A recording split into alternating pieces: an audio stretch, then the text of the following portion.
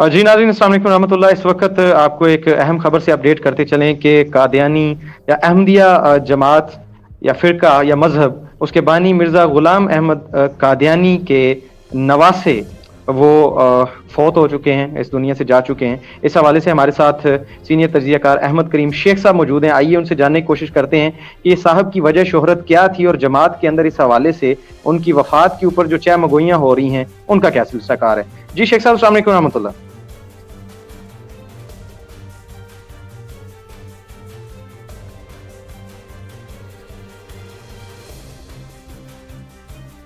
वालेकुम सलाम।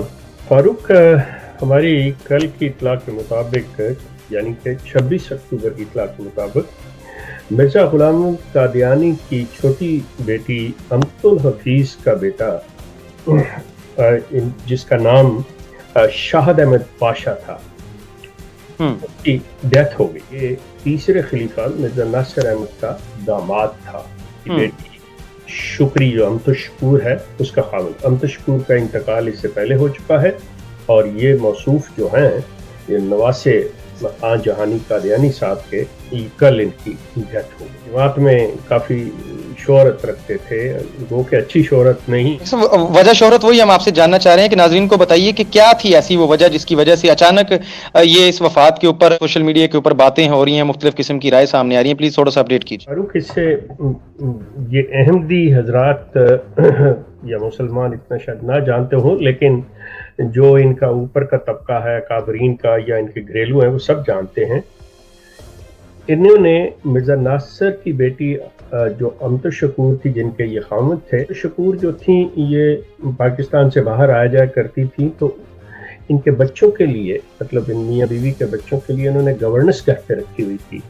तो वो जब भी अमतुल शकूर नहीं होती थी तो मौसूफ ये पाशा जो है, शाहद पाशा, ये इसके ताल्लुकात बच्चों की गवर्नेंस के साथ हो गए और वो प्रेग्नेंट हो गई थी। बात सामने आई तो अमतुल शकूर ने, मिर्ज़ा नासिर की बेटी ने, इनसे डाइवोर्स ले ली थी। वो जो आया थी बच्चों की, उनके पेरेंट्स ने, उसके घर वालों ने इसको फोर्स करके, तो मतलब इसकी शादी उसके साथ फिर हो गई थी।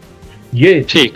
और इसमें जो सबसे बड़ी बात उठाई जाती थी वो ये थी, जो अहमदियों ने और दूसरे लोगों के अंदर चहमगोइयाँ होती थी कि सवाल है कि ये नाजायज़ ताल्लुकात बग़ैर मतलब निकाह के ये हामला हुई है, लेकिन जमात इसको ना तो किसी मामला अदालत में लेके जा रही है, ना ही अपने किसी फ़िक़ा के ताज़ीरात के तहत इस बंदे को जमात से निकाल रही है या उसको सज़ा दे रही है, सिर्फ इस वजह से कि मिर्ज़ा ग़ुलाम अहमद जो बानी जमात अहमदिया हैं उनका नवासा था, उस वक़्त के खलीफा का वो दामाद भी था। जी ठीक। शेख साहब, इस वक्त अब बड़ा सवाल ये उठता है कि जो जमात के अंदर एक सिस्टम है बहिश्ती मकबरा के अंदर वसीयत और उसके बाद वो दफन वाला सिलसिला, क्या मैं अगर आपसे ये पूछूं कि क्या अब इन साहब को बहिश्ती मकबरा में दफन करने की इजाजत दी जाएगी?